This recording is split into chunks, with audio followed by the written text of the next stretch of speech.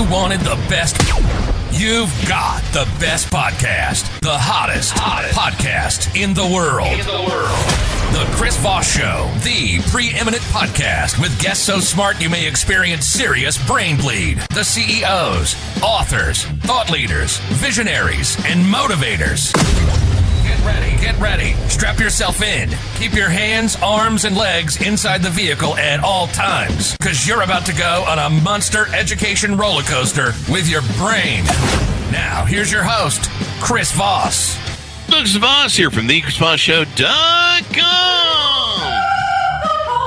It's the one there listening that makes official. Welcome to nearly 20 years of the Chris Voss Show, nearly 3,000 episodes, and all the wonderful stuff that we're up to. We are the oldest living broadcast out of our podcast, not broadcast, because there are radio that's older than us. The oldest living podcast is still puts out and publishes 1 to 2 shows every day. What's going on, man? With Monday, I can't learn to speak already. I don't know. I'm probably having a brain hemorrhage at the same time, but that's most podcasts, right? Anyway, we have an amazing young man we're going to get into it with, but please support the show. Go to goodreads.com/Chris Voss, LinkedIn.com/Chris Voss, YouTube.com/Chris Voss, and all those crazy places on the internet. Opinions expressed by guests on the podcast are solely their own and do not necessarily reflect the opinions of the host or the Chris Voss Show. Some guests of the show may be advertising on the podcast, but it is not an endorsement or review of any kind. Today's featured author is brought to you by Majestic Authors Media, specializing in strategic marketing and publishing to help authors reach their ideal audience and maximize their book success, turning powerful messages into global impact, one story at a time. Today, we have an author on the show. His book is entitled Catholic Positive Energy by George Goodsaid, and a designation of MA. What does that stand for, George, MA? I have a Master's of Arts degree in Catholic theology. Oh, a master's in it. So you know your Catholicism. You're Catholic. You're Catholic. Yes, I do. I'm not. Don't make me out to be a scholar, but I certainly know a thing or two. All right, we're going to call the Pope in if you get these answers wrong. All right. We're going to get into him. We're going to talk to him about his insights and everything else. George was born and raised in Southern California. What a beautiful place. Me too. He is a Catholic faith advocate dedicated to spreading hope, healing, and encouragement. What a wonderful thing. Drawing from his own experiences with hardship, he promotes resilience, forgiveness, gratitude, and transformative powers of God's love through Catholic Positive Energy. That's the name of his YouTube, too. I should interject here, where he shares uplifting messages through writing, speaking, and online broadcasts. He lives in Menifree, California, inspiring others to live with faith, dignity, and positivity. Welcome to the show, George. How are you, sir? Doing great, Chris. Great to be here. It's great to have you as well. Give us .coms, websites, YouTubes, wherever you want people to find out more about you. I have a Facebook and YouTube channel also titled Catholic Positive Energy, like my book, and my website is georgegoodsaid.com. So give us a 30,000 overview. What's inside this book? This is a nice short book. I just self-published this last October of 2025. Talks a little bit about my backstory, just through some difficult upbringings, as well as trying to find God through redemption and bringing about positive energy in the world, utilizing the Catholic faith, which is what I always do on my YouTube channel. I think it's wonderful what you're doing. You're spreading a positive message. The word positive is in your titles of stuff. And why is it important you write a book like this as opposed to maybe a book entitled Catholic Negative Energy? I wanted to really emphasize positive energy on this, Chris. Oh. And I'll just say this. A couple years ago, I met this really amazing friend who lives in Phoenix. We met on Facebook. And she was someone who had this very positive page that actually had the words positive energy. This person was not a Catholic, really amazing friend. And this was someone who inspired me about 7 years ago to eventually be on this road of positive energy I'm on now. And I just wanted to obviously be able to hopefully create my own channel and community and write a book about positive energy, but I wanted to put a Catholic spin on it. Oh, a Catholic spin on it. And how long have you been involved with the Catholic Church? Did you grow up in it? Did you discover it late in life? I was born and raised Catholic, but I eventually stopped going to church when I was about 9 years old, did my own thing for a while, and eventually I came back to the Catholic Church when I was about 19, and that was 20 years ago. I'm 39 now. Oh, wow. And through that time, as I came back, I met some really amazing friends who have really tried to help me grow in my faith, because sometimes when you're a kid, things don't always stick with you, and as you get older, sometimes you break off and do other things. But I've been back, and I'm also a substitute teacher at a Catholic school, which I love very much, about to start my second year. And I've had my channel for 6 years now, and I'm definitely trying to bring about a movement of positive change, because I often say this on my channel. A lot of people believe that preaching is just for Catholic priests or Catholic nuns or the Pope. But I try to emphasize it's also for the laity. It's also for regular people who are also members of the church as well. Positive message. I think it's great that someone's working hard to try and influence the world and raise the positivity resonance spectrum, whatever you want to call it, because we need more of that. We need people to maybe complain a little bit less. Complaining has its place in certain degrees, but just seems like everybody plays victim now and blames everybody for their problems, and they don't really take self-accountability. And there doesn't seem to be a lot of positivity in the world. Really? I never noticed any of that. I'm just kidding. You haven't been on Twitter, have you? I realize that, Chris. And yes, this is why one of the reasons I try to use the style that I use. I was also very highly inspired by here's someone I like to call the king of positive energy, the late Mr. Rogers. Oh, yeah. Boy, we were just talking about him, I think, yesterday, or it would have been last week, Friday or Thursday. Oh, really? Yeah. Yes. Yeah.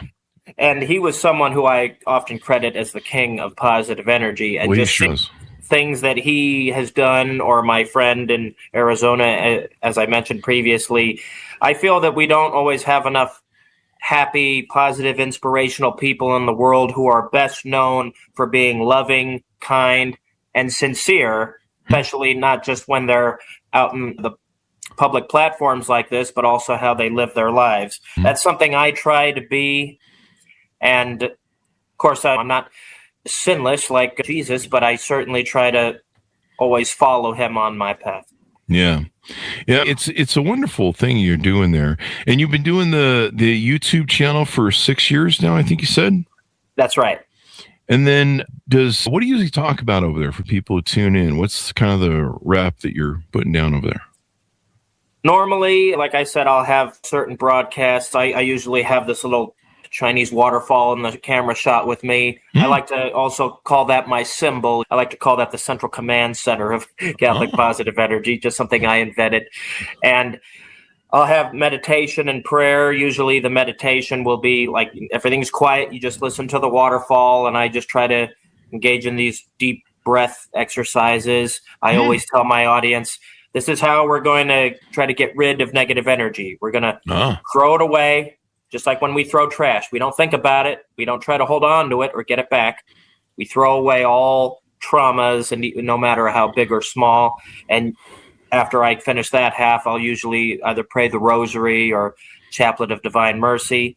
And in every other broadcast, like I said, I've been reading entire sections from the Catechism of the Catholic Church, because I feel that even a lot of Catholics, the Catechism's only been around since 1992. And this is something I want to try to strongly talk about on my channel, so more Catholics, no matter how young or old, will know about it. And I also often try to preach on certain other important things going on in the Catholic world.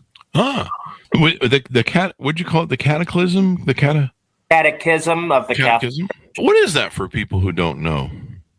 It is a compendium of all church teaching. It was published by our, at the time, future Pope, who's now a previous one, Cardinal Joseph Ratzinger, who we now known as previously Pope Benedict XVI, well as Pope before him, Pope John Paul. It has 2,865 paragraphs about all things related to Catholic teaching. Wow. And so is it like an index or a definition, or kind of like a encyclopedia maybe or something? maybe? You could call it an encyclopedia, but yeah, little paragraphs talking about all things related to the church, about, papacy, Jesus, Mary, the saints, and other important topics related to church teaching. Ah, there we go. Yeah, we had somebody on the show. They had a book called Jesus and Mr. Rogers. If they live next door or something like that. Let me see if I can. Nifty Really? Neighbors. I've never heard of that before. I want to read that one. Yeah, it's called Nifty Neighbors, Mr. Rogers and Jesus Christ by Tracy Emmerich. And we interviewed her, and she basically wrote a book she wrote a book where basically Jesus and, like you say, Mr. Rogers are super positive people, and basically those are your neighbors. And she writes like a non-fictional fiction or something, historical fiction maybe. That sounds like a wonderful book. Yeah. And he talks a little bit about entrepreneurs in there. And yeah, I remember. Yeah, did you see the Mr. Rogers biopic about his life? I haven't seen that one, but I did see the one where Tom Hanks played him. That was something that rekindled my love for Mr. Rogers. Oh, yeah. If you get a chance, check out the documentary they did on him. I took my mom to it like 5 or 6 years ago. Really? I think it was before COVID, but it was somewhere in there. I still have the ticket, but it's very moving, and it's a beautiful documentary about him. And that guy wasn't faking it on TV. He wasn't faking being kind and nice and a decent human being. He lived it. And there's some people that pretend to be nice on in public, and then behind the scenes you find out they're horrible. But I try not to be that myself, but yes, I would like to think of the late great Mr. Rogers as a saint. It's a beautiful documentary. I encourage everyone to go watch it. And boy, he sure sets a standard that most of us need to really work towards. So you write this book. What are some things in the book that you talk about, or some of your favorite parts of it that kind of stand out that you feel people really like? There's only 5 chapters in the book. It's only 39 pages, so it's an easy read. I tried to make it longer, but you could read it in a day. I'll just name the chapters here. Chapter 1, where I talked about a little bit about my backstory. It's called It All Starts Here. And I talk about, and I try to relate to anyone else reading. And my book, it's for everybody, but I want to be able to try to especially relate to people who have experienced some kind of, childhood traumas like I have, or I was often bullied a lot when I was a kid, and the things weren't always positive. I never even really used the words positive energy as a kid, but definitely do now. Yeah. Chapter 2, I also like to talk about how we all need positive role models. I was telling you about my dear friend in Phoenix who inspired me as well. And just to name other ones, I've also had a lot of amazing folks. There's this amazing organization down in the San Diego area. They're called Catholic Answers, where they provide answers to anybody who has questions about the Catholic faith. Very great friends of mine. They've also been very important in my journey, as well as why we need to lift people up. See, here's a catchphrase I always say when I close my broadcasts, Chris. And I came up with this all by myself. I hope nobody ever rips it off. I always like to say, you're a child of God. Dignification is better than criticism. Live life to the fullest.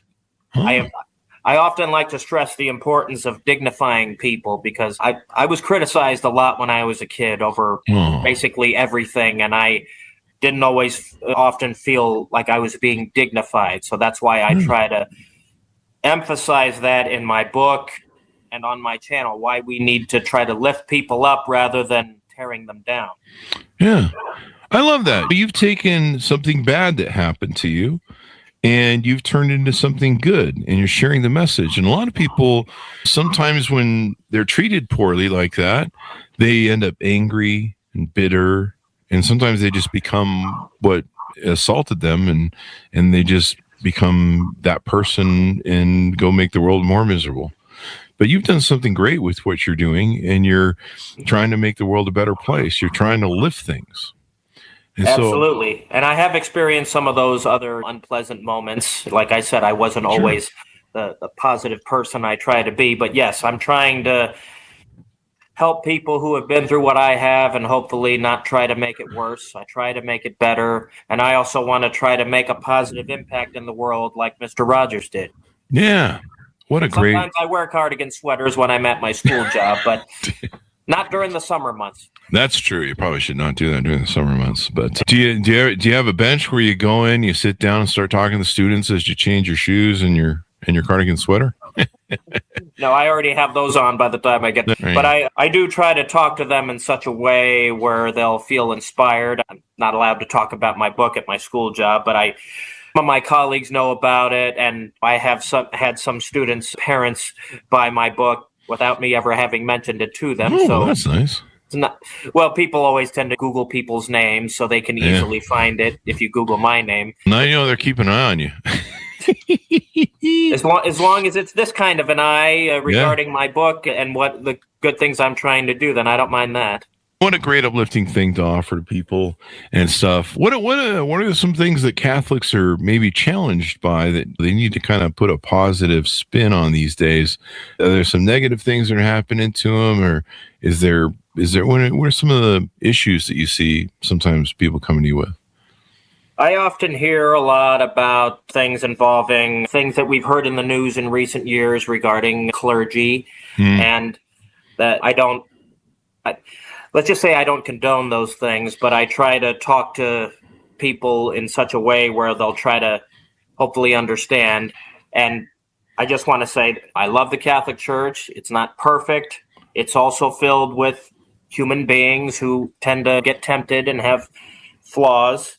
Why, Jesus has emphasized that we need to try to resist temptations. When Moses received the 10 Commandments from God on Mount Sinai in the book of Exodus, the 10 Commandments, these are things that we need to follow, and Catholics will always be tempted. Human beings will always be tempted. So that's why for people like myself who try to really pay a lot of attention to daily Mass readings, I even try to attend daily Mass when I can and really listen to a lot of preaching where you're listening and it doesn't go in one ear and out the other, then it's much easier to resist temptations. But yes, like you were saying, I do hear some of the complaints that people make regarding Catholicism or just things regarding church in general. And I try to reach these people in a way where that has to do with love rather than clashing back and forth. Oh, I love that. Maybe we should all start discussing things that involve more love instead of just arguments and bitterness and negativity and anger and whatever else is going on this week. I couldn't agree more. Yeah. So you've been working on this YouTube channel for 6 years. Did you do that first and then you decided to launch the book out of it? Yes, I did. When I started the YouTube channel, this was around, I think, April or June. It was during the pandemic. At first, it started off as just a hobby. And obviously back then, I wasn't expecting things to be the way they are now. I've grown the channel right now.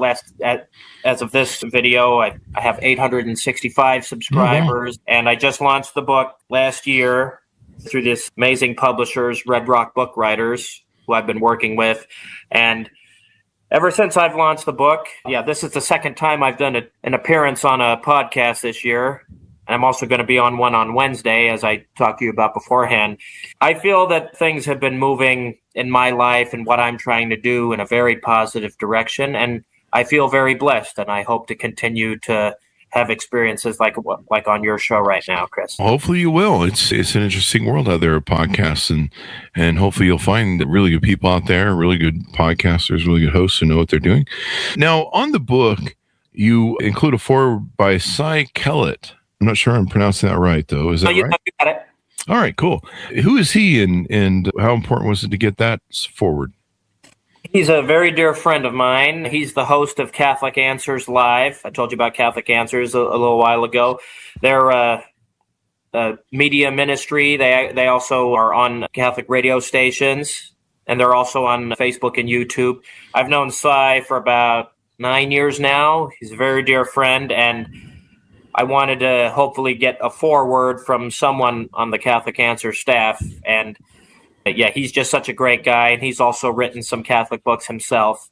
And I just felt like it was important to get an endorsement from someone who is well known in the Catholic world. Yeah, that's a pretty good one then. You got the good endorsement there. Fun is fun. Let's see here. Anything more we need to know about your book and your YouTube channel before we go out? Some questions maybe I should have asked you. My book is available on all major platforms, Amazon, as well as Barnes & Noble. If you try to Google my name, George Goodsaid, or Google Catholic Positive Energy, then you'll definitely find those out there, as well as on my website, georgegoodsaid.com. It's available on Kindle, Audible, as well as paperback and hardcover. All right. Thank you very much for coming to the show. We really appreciate it, George. Wonderful stuff you have got going on there. Great to be here, Chris. I've loved every minute of it. Thank you. And be sure to pick up George's book. You can get it wherever fine books are sold. There'll be a link for it on the Chris Voss Show, Catholic Positive Energy by George Goodsaid, and all that good stuff. Be sure to check out his YouTube channel as well. Thanks to Manus for tuning in. Go to goodreads.com/Chris Voss, LinkedIn.com/Chris Voss, YouTube.com/Chris Voss, and all those crazy places on the internet. Be good to each other. Stay safe. We'll see you guys next time. You've been listening to the most amazing, intelligent podcast ever made to improve your brain and your life. Warning, consuming too much of the Chris Voss Show podcast can lead to people thinking you're smarter, younger, and irresistible sexy. Consume in regularly moderated amounts. Consult a doctor for any resulting brain bleed.